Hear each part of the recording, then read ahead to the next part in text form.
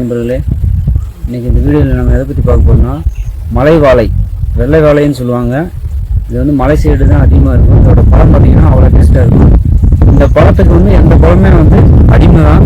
ஏன்னா இந்த பழம் வந்து அவ்வளோ ருசியாக இருக்கும். இந்த வாழை எப்படி பராமரிக்கணும் அப்படிங்கிறத பற்றி தான் இந்த வீடியோவை பார்க்க போகிறோம். வாங்க வீடியோக்குள்ளே போகலாம். இதுதான் வாழைக்காடு. இது ஃபுல்லாமே மலை வாழை தான்.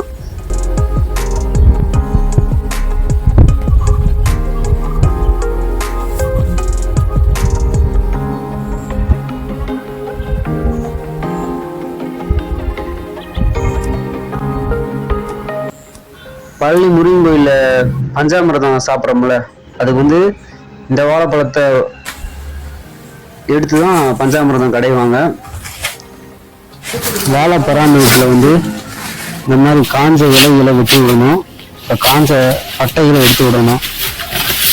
இது முறைப்படி 3 மாதத்துக்கு ஒரு தடவை செய்யணும்.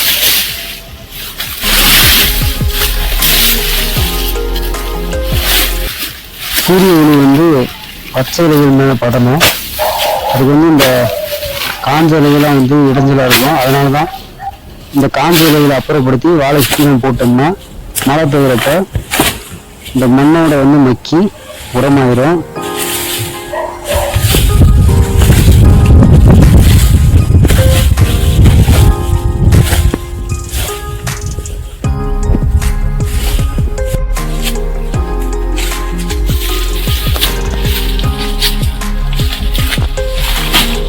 வாழையில் பார்த்தீங்கன்னா முறைப்படி அதுக்கு செய்ய வேண்டியதில் கரெக்டாக செஞ்சுட்டு வந்தோம்னா நல்ல வருமானம் எடுக்கலாம்.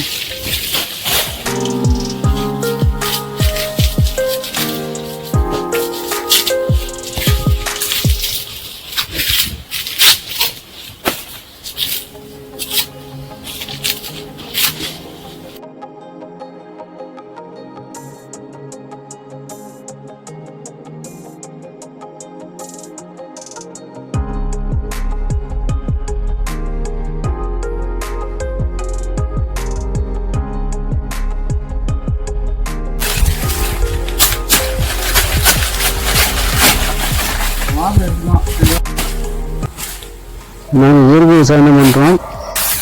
அதனால் இந்த வாழை இலைகள் அப்புறம் பட்டை இது ரெண்டும் காஞ்ச பின்னாடி அதவே அதுக்கு உரமாக கொடுத்துருவோம்.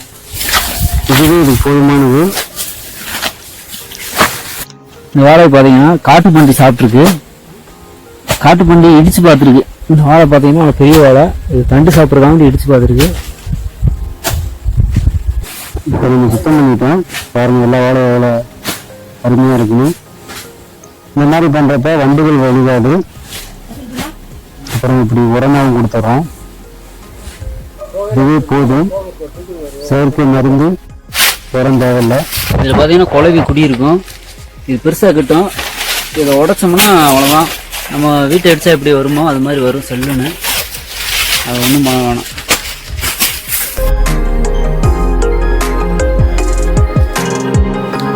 சாப்பாட்டுக்கு பின்னாடி கொஞ்சம் வாழைகள் இருந்துச்சு, அதையும் நம்ம சுத்தம் பண்ணியாச்சு.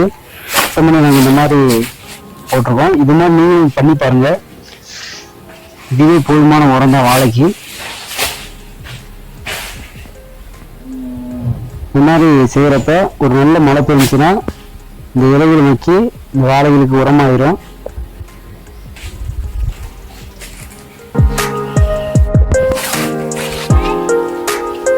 இது பண்ணி சாப்பிட்ருக்கு, காட்டு பன்றி. நைட்டு வந்து இந்த வாழையை முட்டி சாப்பிட்ருக்கு பாருங்கள். சாப்பிட்டு அதாவது தண்டு இருக்கும், அந்த தண்டை மட்டும் சப்பி சப்பி அந்த சாரை குடிச்சிட்டு போட்டு போயிருக்குவாங்க. இதெல்லாம் அது சப்பி போட்டு தான். காட்டு பன்றி வந்து வாழை வந்து விரும்பி சாப்பிட்டோம். காட்டு யானைகளும் தான் பன்றி சாப்பிட்டு தான் பாருங்கள். பாருங்கள் பன்றி முட்டி கீழே பாருங்கள். பன்றி முட்டி பெரிய வாழையெல்லாம் பார்த்தீங்கன்னா மாட்டுக்கு தனியாக கொடுத்துருவோம். வெயில் நேரத்தில் கொடுத்தோம்னா அது நல்லா சாப்பிடும். உள்ளே இருக்க தண்டு பகுதியை மட்டும் தான் கொடுக்கணும்.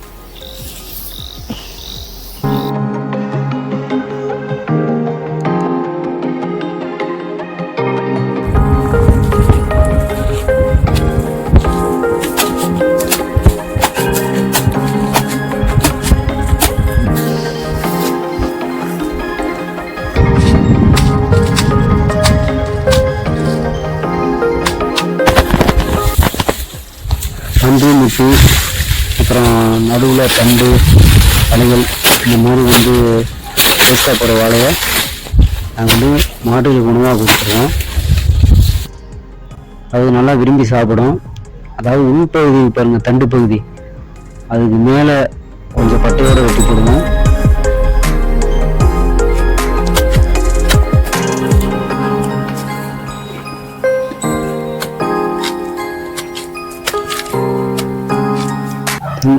இந்த வண்டுக்காணி தான் இந்த பட்டைகள் எடுக்கிறோம். வாழைக்காய் வந்து அறுவடை செய்யணும்.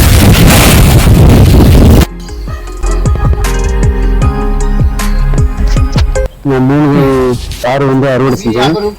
அதுக்கப்புறம் இந்த மாதிரி சின்ன சின்னதாக நம்ம அறுத்துக்கிறோம். மலைவாழைப்பழம் வந்து எங்கள்கிட்ட கிடைக்கும். தேவைப்பட்டவங்க சொல்லுங்கள், நாங்கள் உங்களுக்கு அனுப்பி விடுவோம். நாங்கள் காயாத்தான் அனுப்பிவிடுவோம். அதுக்கப்புறம் பழுக்க வைப்போம். பழுத்துருச்சு, 4 நாட்கள் போதும்.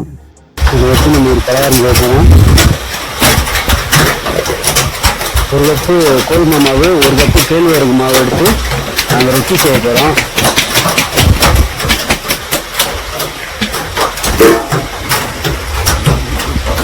அதுக்கப்புறம் கனிந்த வாழைப்பழங்கள் எடுக்கிறோம்.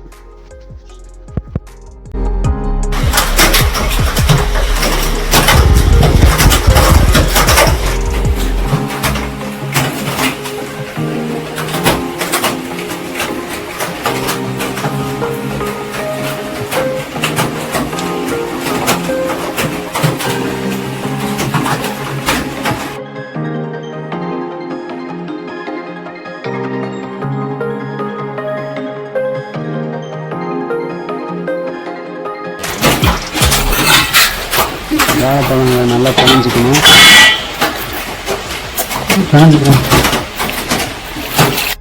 அதுக்கப்புறம் கொஞ்சம் தண்ணி கலந்துக்கணும்.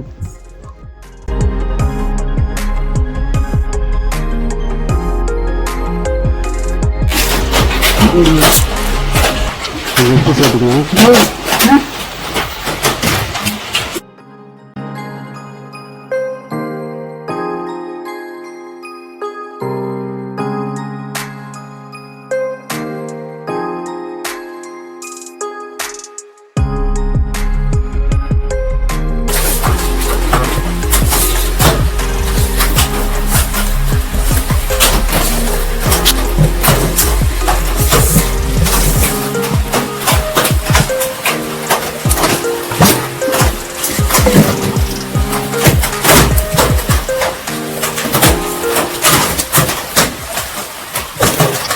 மழை பெய்யுது, அதான் உங்களுக்கு சவுண்டு கேட்குது.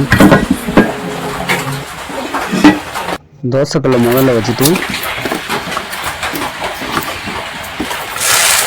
தோசைக்கல்லை மேலே ஒரு வாழை இலையை வைக்கணும்.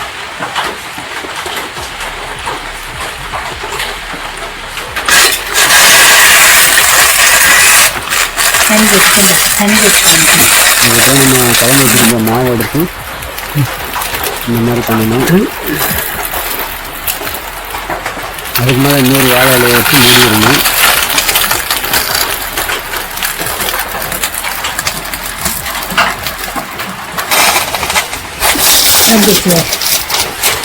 கொஞ்சம் வந்துருச்சு. அதுக்கப்புறம் இந்த மாதிரி மாற்றி போடணும். நல்லா வேக விடணும்.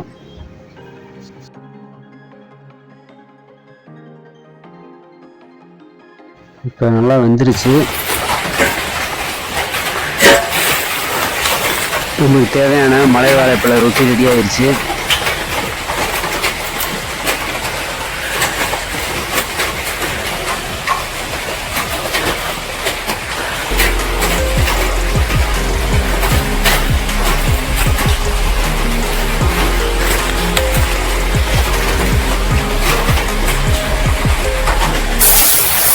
வாழை இலை இல்லாமல் இந்த மாதிரி தோசையில் பெரும் மாவு வச்சு போடலாம். இந்த வீடியோ உங்கள் எல்லாரும் பிடிச்சின்னு நினைக்கிறேன். அடுத்த ஒரு வீடியோ செஞ்சுப்போம். நன்றி நண்பர்களே.